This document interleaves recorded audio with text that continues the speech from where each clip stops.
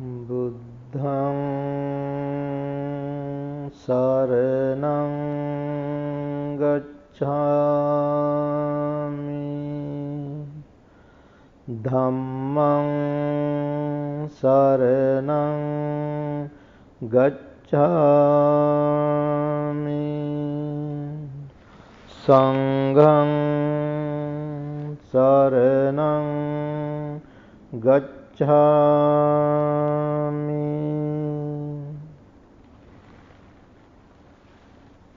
Kamma should be understood. The source of Kamma should be understood. The diversity of Kamma should be understood. The results of Kamma should be understood. Cessation of Kamma should be understood, and the path leading to the cessation of Kamma should be understood. Friends, this is the dictum of the Buddha about karma. It's a special definition, special utterance of the Buddha from the penetrative discourse of the Anguttara Nikaya, the numerical discourses of the Buddha, chapter 6.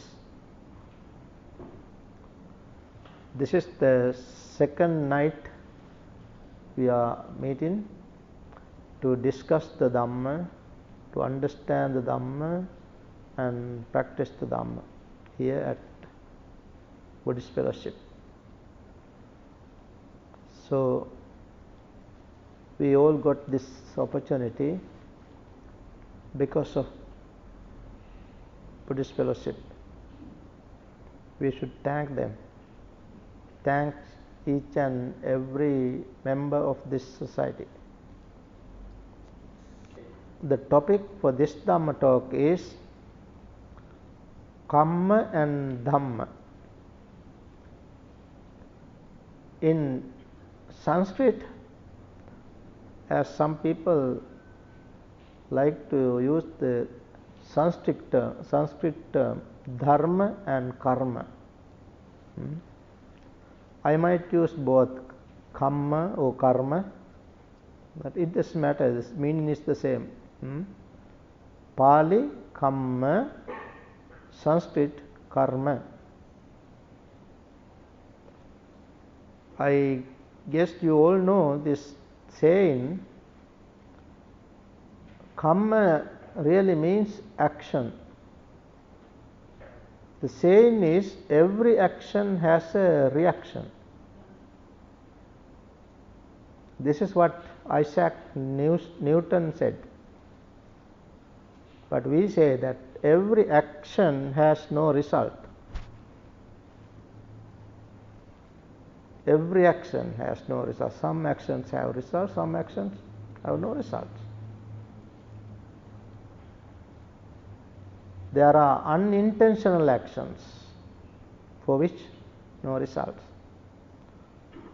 But there are reactions, that's true, no results, according to the teachings of the Buddha. There are three modes of actions.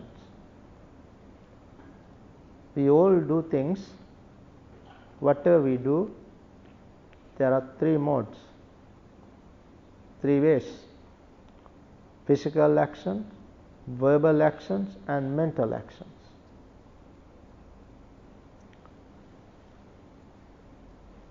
Once the Buddha gave a discourse named Ditthigata Sutta.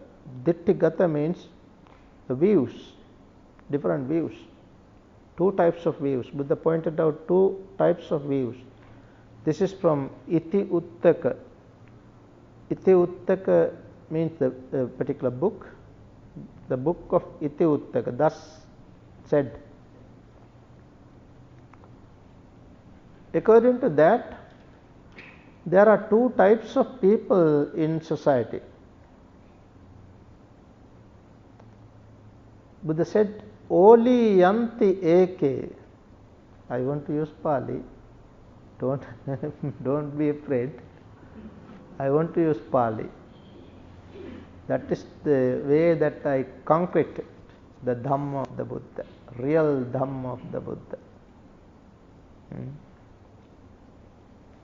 Oli yanti eke. Of the two group, one is Oli yanti, spiritually sluggish people. Spiritually sluggish people. They don't know Dhamma, real Dhamma. They do something. Even before the Buddha they did something.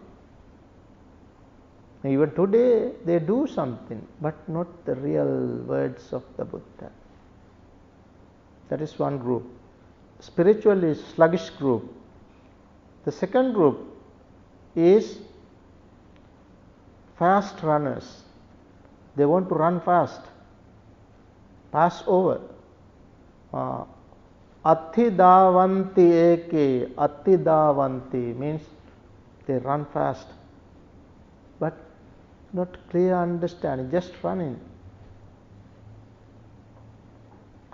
Then Buddha said, Chakkumantova passanti. Only those who have eyes can see. This is the expression of the Buddha. Now let's understand the two groups further a little bit more.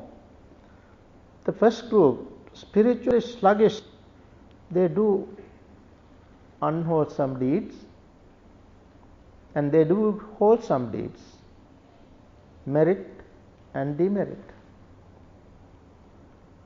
With that, what happens?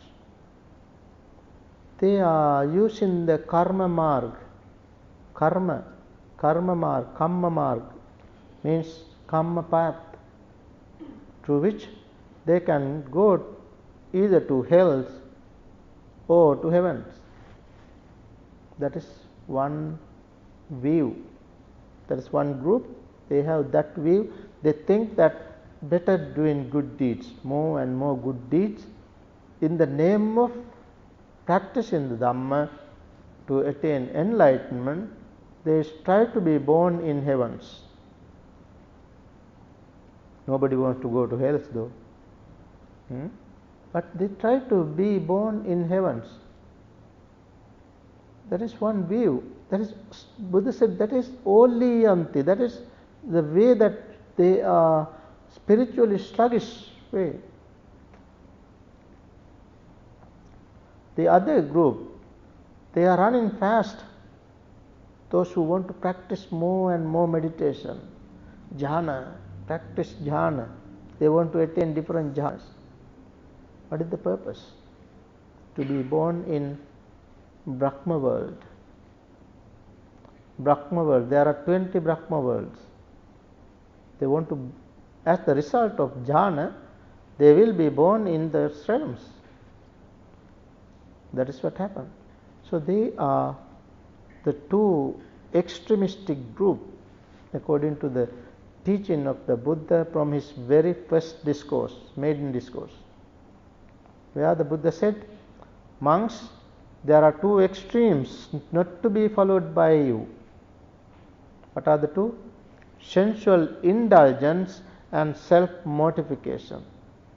Those who try to sensually please these five senses, they want to do these good deeds, more and more good deeds, and they want to be born in heavens.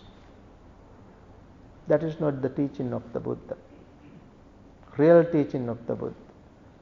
Of course, Buddha has encouraged us to do good deeds. We have to do meritorious deed. Why? Buddha said, Punyani paralokasmim patitta honti paninam. When you do good deeds, it's good for your sansaric journey, but it's not for the attainment of full enlightenment. Not for the attainment of enlightenment. Buddha did not say that. Buddha said it's good for your sansaric journey. Since we are roaming in samsara, sure that each and everybody need doing good deeds for the successful, peaceful sansaric journey, but not for the attainment of enlightenment. The Buddha's real teaching is for the attainment of enlightenment here in this very world. This is the place where we can attain enlightenment. Buddha said, for that purpose we should have two qualities. What are the two qualities? One has to be born as a good person, good man, woman, with sound knowledge, sound like having these senses without problem, like good eyes, good ears, we can understand what others say. Such a good person. Then that is the first quality. The second quality is you should be able to understand the real Dhamma wherever it is taught. Those are the two qualities. Now, according to this, now these two extremes, Buddha's teaching is not to push his followers to the different Deva world, heavens, or the Brahma world. All those are not for us. Those are the fields of Mara. All those places belong to Mara. That is why Buddha did not teach us to go to these places. Because whenever you go there, you will have to come back. You can go there and stay there for a couple years or eons and then come back. That is samsara. That we have to understand. Now, the Buddha clearly said, all those who have eyes can see. Chakkumantova passanti. Only those who have eyes can see. In another discourse, Buddha said, there are people, those who have no eyes, blind people. There are some, they have only one eye, one-eyed people. They said, shun them both. Abandon them. Abandon those who have no eyes, only one eye. What does no eyes mean? No eyes means they have no success in this life, no success of this life, or no success in next life. The two eyes. They have no two eyes, no spiritual life, no material life to enjoy, no spiritual life. So such persons don't associate with them, Buddha said. And one-eyed person, there are people in society, they have only one eye. One eye, why? They think only of this life, only material life, to enjoy this life. They try to enjoy, but eventually fed up, eventually unsuccessful. That's not good. Or they think only in the next life. They do more and more good deeds, but they don't think of their family. They don't think of their friends. They don't think of their duties to be fulfilled to society. They are different persons, parents, like that. So we should think both. If we have both eyes, that is what the Buddha said, associate with the person who has both eyes. Then they can see things. That's the way. Karma or Kamma, when we think of Kamma, Buddha has given us several synonyms. Kamma, Chetana, Sankhara, Sanchetana, Abhisankara, or Upadana, These are different synonyms for karma or kamma.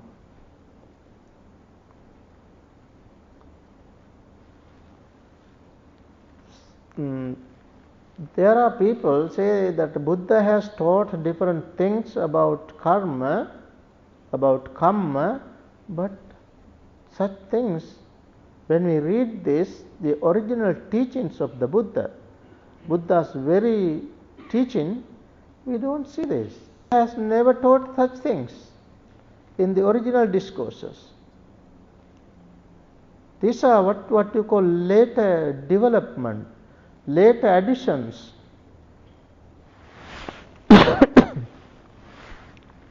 Buddha has never taught such things. What are the things? Let's understand what the Buddha has never taught regarding kamma. People say that there are results of karma. Immediately effective karma, results, immediately effective. Subsequently effective. Then indefinitely effective. And another one called ineffective karma. No such things in the early discourses. No immediate, no ineffective karma. Ahosi karma. Ahosi karma. No such thing in the original discourses. Then there's a list of karma, later developments. List of karma such as reproductive karma, supportive karma, then like habitual karma, death proximate karma, destructive karma, such things. Those are not there, not the original teachings. Buddha has not talked about this. And again, another thing, like for the completion of a killing, people talk about 5 things, 5 factors to be completed for the completion of a killing. Like use the bean, when you are going to kill a bean, you should know that it is a bean. It should be a bean. You should know that it is a bean. You should have think to kill it. Then you have to set up a method to kill. Say, for instance, trap. You have to set up a trap. And finally, you should know that it is killed. Such things. These are not the teachings of the Buddha. There are in the world there are 5 laws. These are called natural laws. The seasonal reason, germinal season, reason, germinal, germ. Then natural reasons, mental reasons, and finally kamma reason. Of the 5 natural reasons, natural law, kamma is only one. That is to be understood. Once the Buddha said, kamma is to be repeatedly recollected by all monks, nuns, laymen, all. This factor, the kamma, is to be repeatedly recollected. Where he gave 5 different things to be repeatedly recollected. Think of what are the 5. So they said, monks, jara dhammomi jarang anatitoti abhinnam paccavekkitabban. Jara, decay. As we are born, the decay is to be expected. It is to be repeatedly recollected. It is to be repeatedly thought of. That I am not exempt. I have not gone beyond decay. Like that, we have to think of that decay. Then death, jara, decay. Then death is to be understood. I am of the nature to die. I have not gone beyond death. That is to be repeatedly recollected. I am of the nature to jara, vyadi is disease. I am of the nature to get disease, become sick. That also to be repeatedly recollected. And whatever I have dear and delight, that is in the nature of changing. It is also to be repeatedly recollected. And finally said the karma. Kamma. Kamma yoni, kamma bandhu, kamma patisaranu. Jankammang karissami kalyanang va papakang va tassa dayado bhavisami. Kamma is another factor to be repeatedly recollected. Kammasako, kammasako. Kamma, my kamma is my own. Saka, saka means own. Kammasako amhi. Kamma dayado, it's my hair, it's my heritage. Kamma is my heritage. I have to be the heir of my karma. Kammasako amhi, kamma dayado. Kamma yoni, it is because of karma I was born. Kamma yoni. Kamma bandhu, it is my relative. Kamma patisarana, it is my refuge. Kamma patisarana. Yang kammang karisami, whatever the karma I do, I am the owner. My karma, I have to reap the results of my own karma. That is to be understood. Friends, Buddha's teaching on karma is clear. Very clear. In the Dhammapada, opening verses, most of you know the opening 2 verses. All actions are led by the mind. Mind is their maker, mind is their master, chief. Whatever we do with the defiled mind, that results suffering, follows us like the wheel of the chariot, wheel of the cart that follows the foot of the drawn ox. That is the first verse. The second one, all actions are led by the mind. Mind is their master, mind is their maker.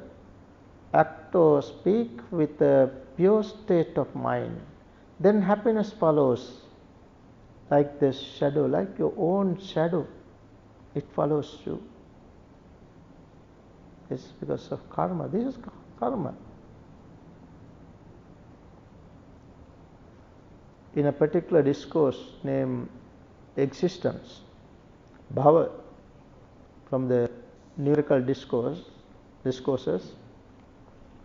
Buddha said, for the sansaric journey, there should be a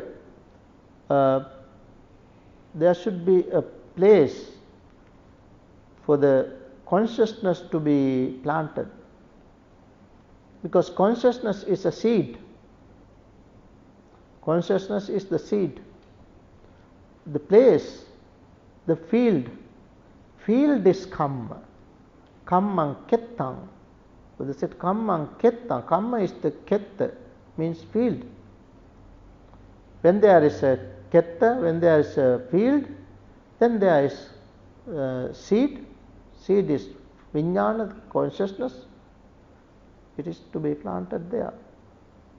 Then water. Kammam kettam vijnanam bijam tanha sineho. Tanha, craving. Craving is the water. So it's growing. Means we are born again and again in different realms. 31 realms, mainly because of Kamma. Sankhara, in other words. Sankhara. We are accumulating, we are collecting different sankhara. As we are collecting these things, as karma, we have to reap the results in different realms. That's the nature. One day, the Buddha was going from house to house, Pindapath, collecting alms. On his way, he went to a certain place, certain Brahmin's house, where he was distributing some food. When the Buddha went there, he said, bald-petted, bald-headed monk, stop there, don't come here, stop there, outcast, Vasala. He said, Vasala, don't come. Then Buddha asked him, do you know who the Vasala is, who the outcast is? Then he said, being calm, he said, no, I don't know. Please tell me, he said. Then the Buddha said, those who do not support their parents when they are feeble, at the right time, when they are feeble, when they are weak, if they don't support them, the parents, understand, such persons are the outcast, Vasala. Those who kill beings, whether they are once born, twice born, ekajangva, dijangva, there are beings, they are born, once born or twice born. Twice born means first born as an egg, and second born from the egg, twice born. So whatever the beings, whether they are once born or twice born, whoever killed them, understand they are outcast. Like that. Referring to Kamma, in this particular discourse, Vasala Sutta, Buddha said, Kamma is very important because people believed in India, by that time, people believed that they were created by Brahma. The highest caste, they had caste system. Highest caste, Brahmins, they were created from the mouth of the Brahma, the creator. And then the Shastriyas, the kings, they were created from the arms of the Brahma. Then Vaishya, the merchants, were created from the thighs of the Brahma, and the Shudras were created from the feet of the Brahma. In this manner, they stratified the society. And they said, mainly because of their birth, this stratification, this classification was introduced, referring to their own birth. But Buddha said, no, it is not the way. Buddha said, na jaccha vasalo hoti, na jaccha hoti brahmano, kammana vasalo hoti, kammana hoti brahmano. One is called noble one, or an outcast, ignoble ones, not because of their birth, but because of their kamma, their action. So action is the important thing. Our action is important. Our volitional action. Kamma means, according to Buddhism, volitional action. Not every action. Unintentionally we do things. Those are not considered as karma in Buddhism. Our volitional actions are important. Volition here means not the volition, not the will that we have to do certain things in the future, but our volitions at the time of the action, that whenever we are doing something, at that time our will, our actions. Now you all are listening to the Dhamma. This is your action. Suppose you go to a certain place, you want to go to a certain place to do something good. That's also a good thought, though it is not the volitional action. You have that hope, that idea to do it, good deeds, that is in future. So your action, volitional action, is the action that is continuing, that is going on right now. If you are attentively listen to this Dhamma talk, your action is a karma, good karma. That karma is a volitional action which has results. Buddha said, Dhamma, gift of Dhamma, excels all other gifts. So listening to the Dhamma is the way to come to the right path. Without listening to the Dhamma, one cannot come to the right path. Most people in the world are not on right track. Most are in the wrong track, wrong path, which is called Miccha Magga. Miccha, wrong path. One has to come from wrong path to right path. Then from right path, wrong path, when you come from wrong path to right path, first you have to give up, abandon all related unwholesome things to the first path, which is called wrong way, wrong path. Then you come to this right path. When you come to right path, that right path itself leading to good things, not the perfect enlightenment. You have to develop some more. You have to come to the noble right way, the highway. That is the way to lead Nibbana.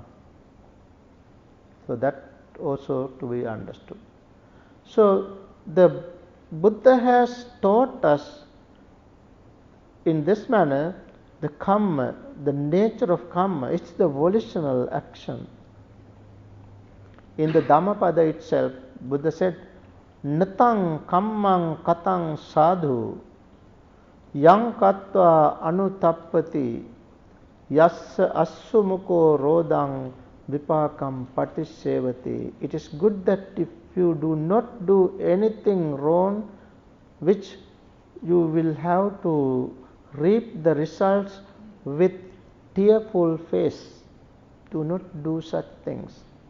Do not do such action.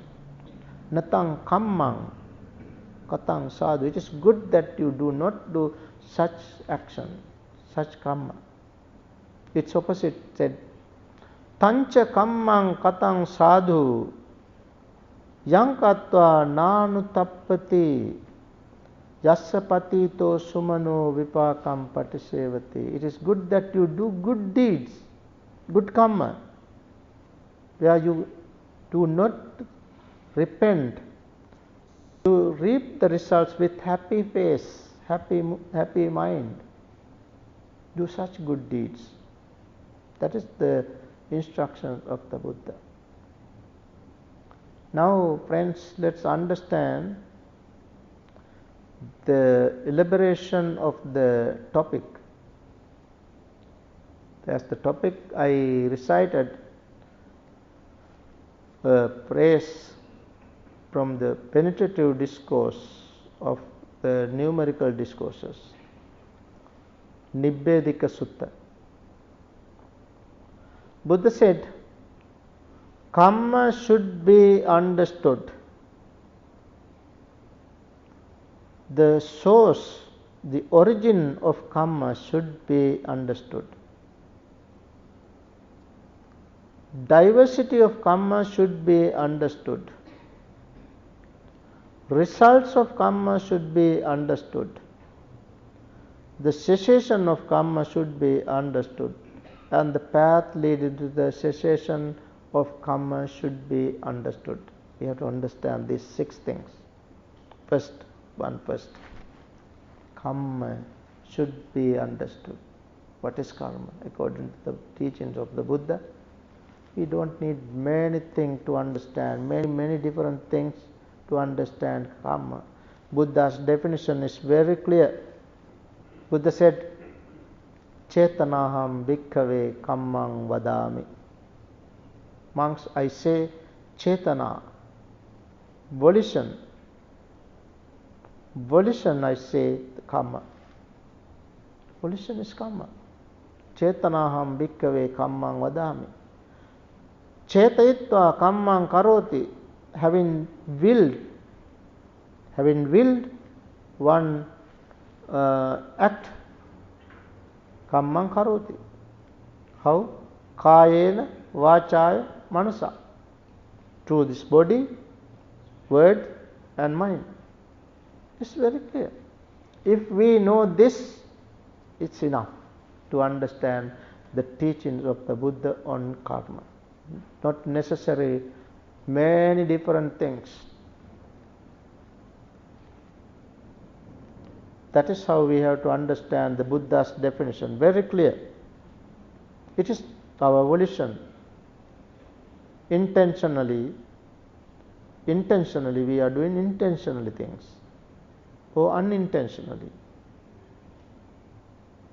Unintentional actions are not considered as karma, but intentional actions, volitional actions. Volitional formations, there is a particular aggregate called volitional formations, sankhara khanda. That is why I said that sankhara is a synonym for karma. That is the place where all our karma, the results are stored. Results are there. In our samsaric journey, the karma is a prominent factor. It is the karma that guides our consciousness to different directions, different destinations in samsara. So karma is clear. Then what is the source of karma? What is the cause? What is the origination of karma? How karma arises? Karma arises because of contact. Because of contact. What is contact? As we have the I, form, then consciousness arises. Meeting of these 3 is called contact.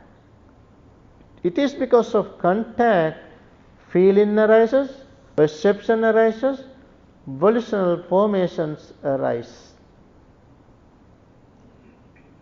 Volitional formations means karma. That is how karma arises because of contact. In this case, the word used is volitional formations to karma. That is the origination, that is the source, that is the source of karma.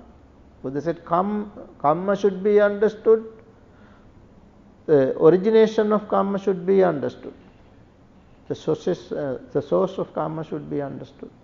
Then said diversity of karma should be understood. What is the diversity? There are karma to be reaped results in hells. In hells.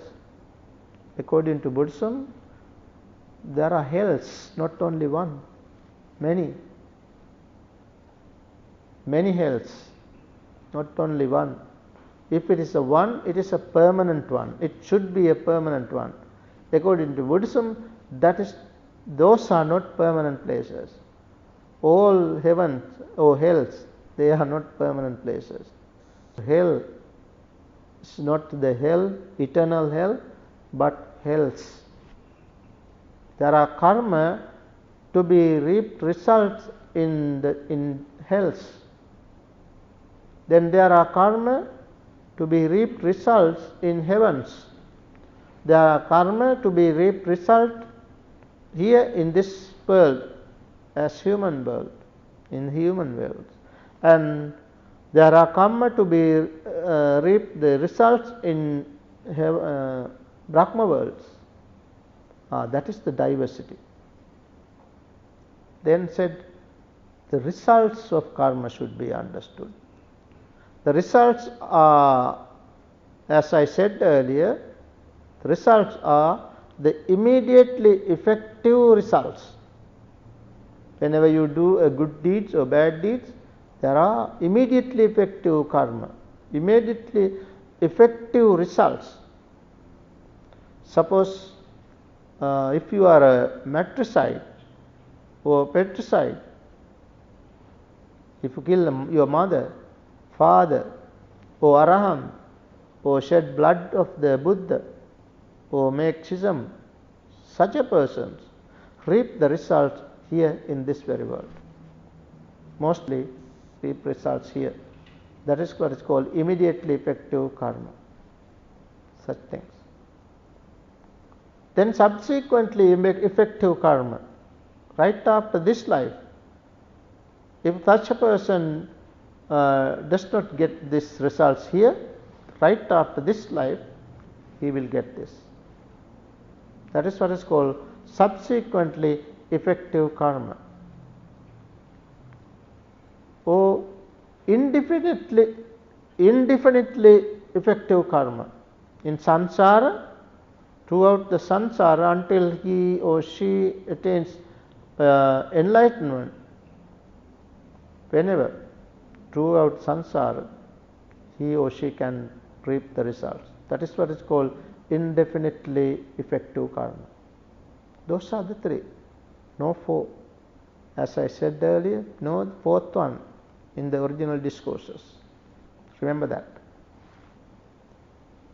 Then the cessation of karma should be understood. If we know the origination, we can understand the cessation as well. As we talked about origination of karma. What is the origination? Contact.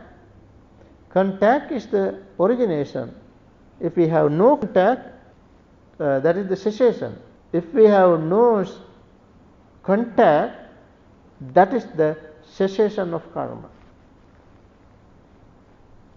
Then what is the path leading to the cessation of karma? The path leading to the cessation of karma is nothing but the Noble Eightfold Path.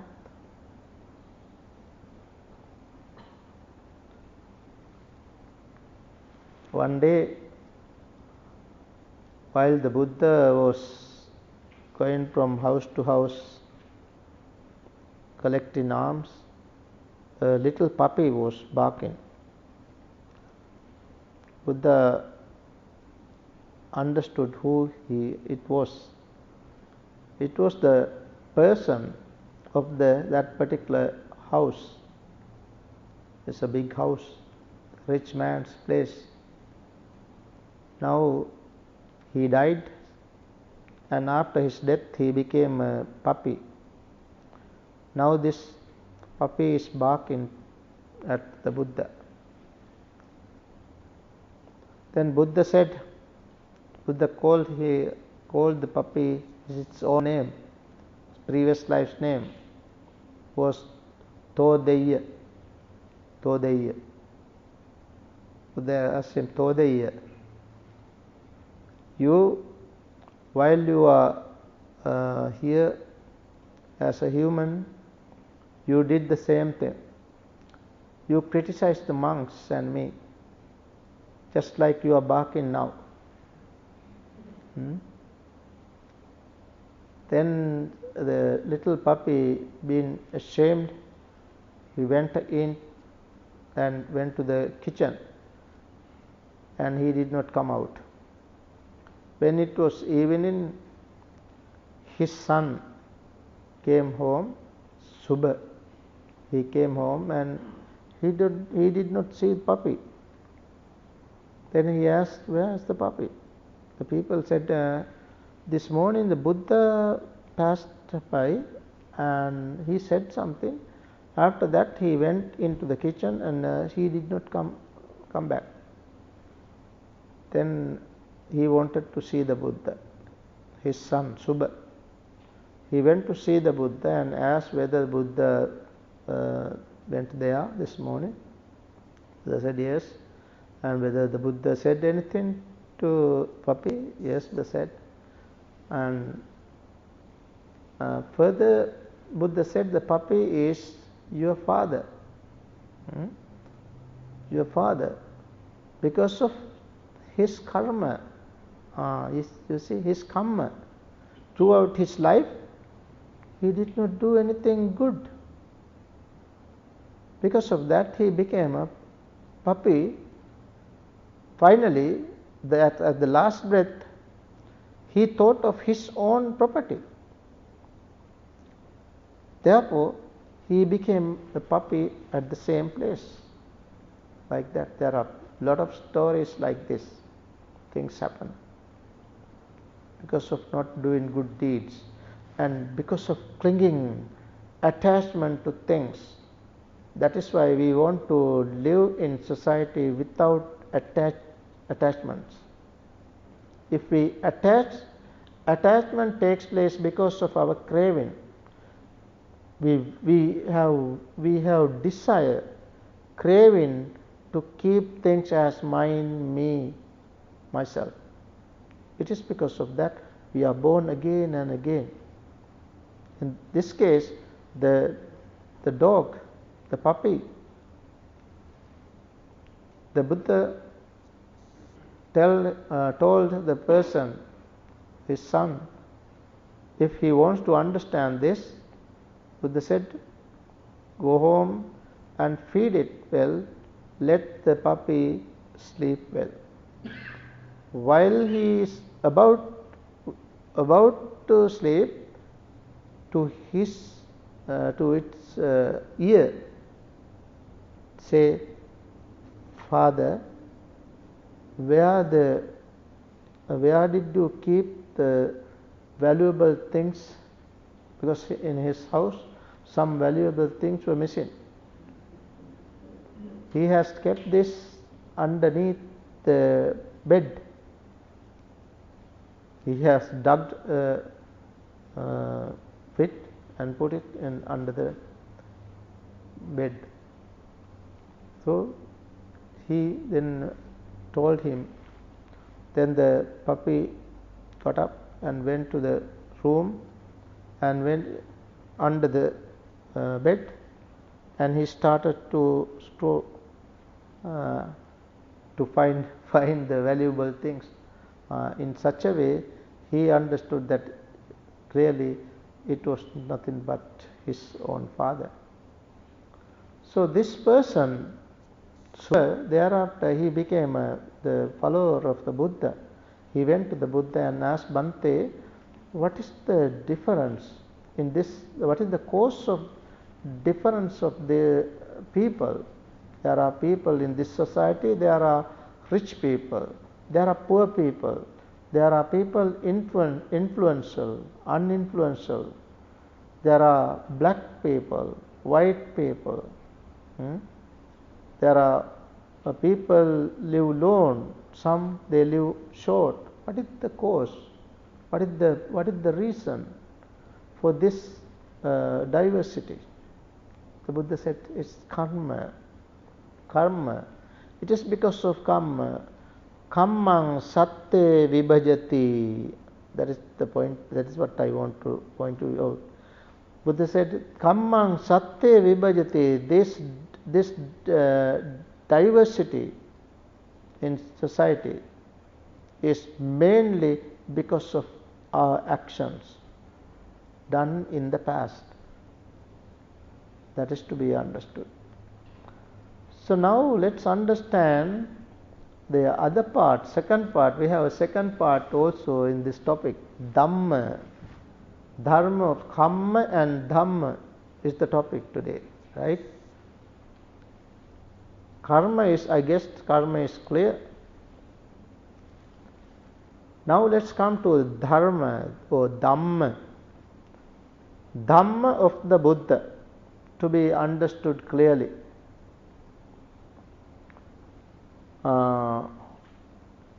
Suppose you want to find a pure water from a river, stream, where should you go? If you go to the mouth of the river mouth, the outfall, can you get the pure water? No.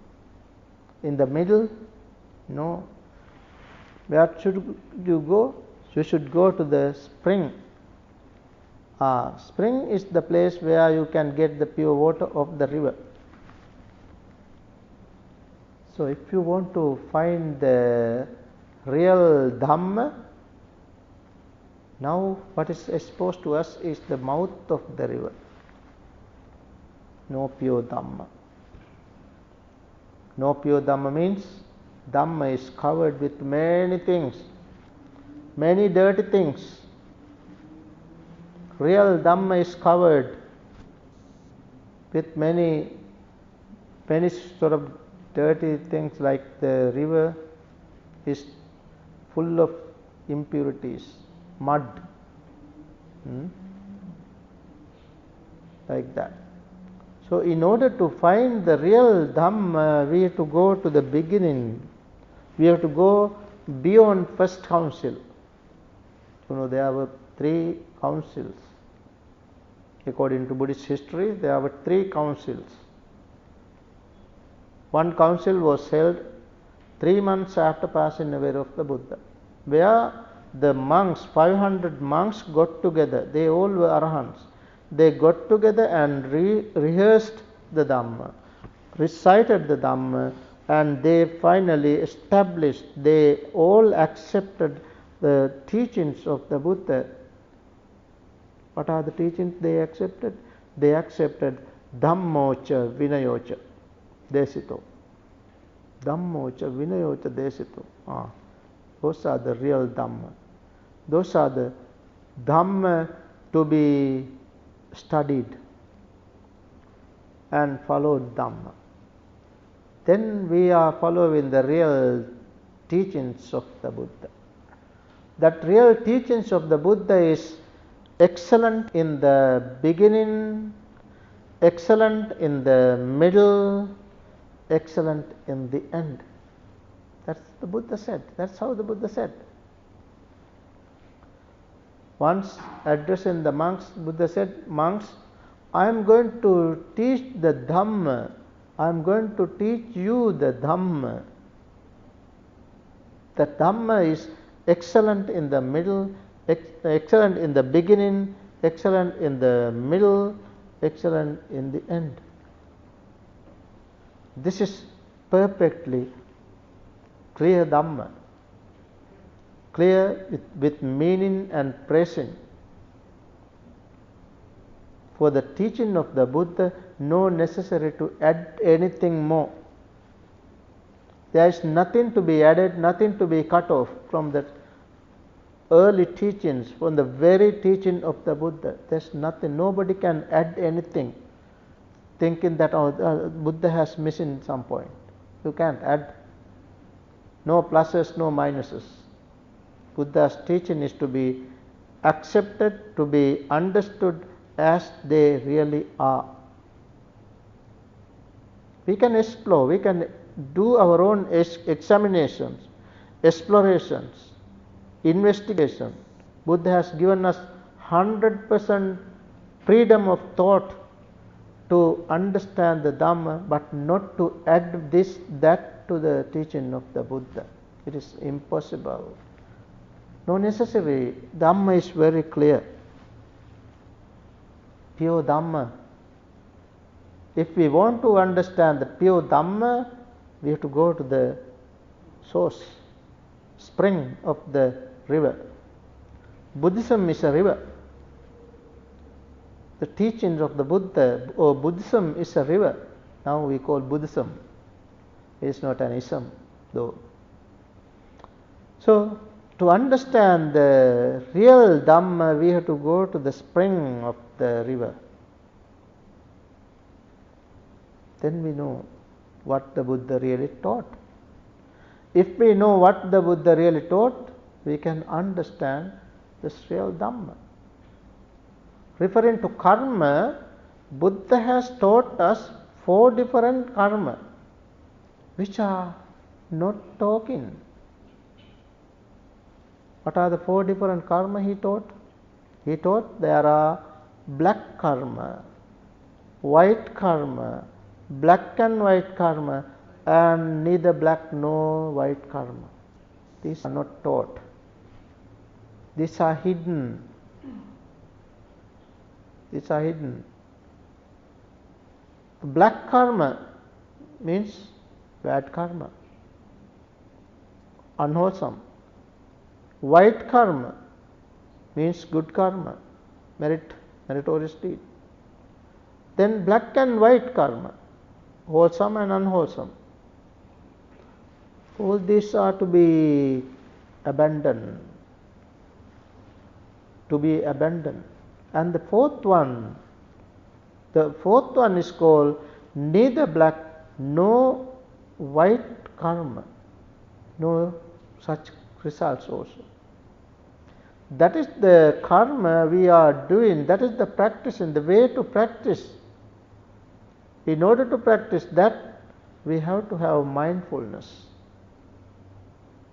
If we have mindfulness at the time of the arising and perishing of the 5 aggregates in the 6 sense bases, as we talked this last night, the topic, then we can understand karma. We can understand whenever the unwholesome karma arises. Wholesome karma, neither wholesome nor unwholesome karma. We can understand all this. And we can then cease them, cut off them totally. That cessation itself is the cessation of dukkha. That cessation of dukkha itself is the attainment of enlightenment. Not in the heaven, not in the hell, not in the Brahma world, but in this very world here. We as humans, we have that ability to do it here in this very world. No necessity to go anywhere else. So the whole teaching of the Buddha is, Buddha can be condensed into 37 factors, which are called 37 factors of enlightenment. What are the 37? 4 establishments of mindfulness, 4 right efforts, 4 roads to power, 5 spiritual faculties, 5 spiritual powers, 7 factors of enlightenment, and the Eightfold Path. These are called 37 factors. Again, these 37 factors can be condensed into 3. It's like a triangle. The first is the 4 noble truths, the very top. It's the top Dhamma, the first thing to be understood. The 4 noble truths. Then the deep end and origination. And then the 3 characteristics of existence. It's a triangle. All Dhamma can be condensed into those 3 principles. Again, we can condense the whole teaching of the Buddha to one word. One word, that is sati, mindfulness. It is in the middle of the circle. in the middle of the circle. That is where we have to understand, that is where we have to practice. When we practice sati, mindfulness, we can understand the Four Noble Truths, dependent origination, and the three characteristics of existence. Then we can understand 37 factors of enlightenment, and then we can realize real peace, real happiness of Nibbana by realizing the real teachings of the Buddha. Friends, this is the way to understand the Dhamma.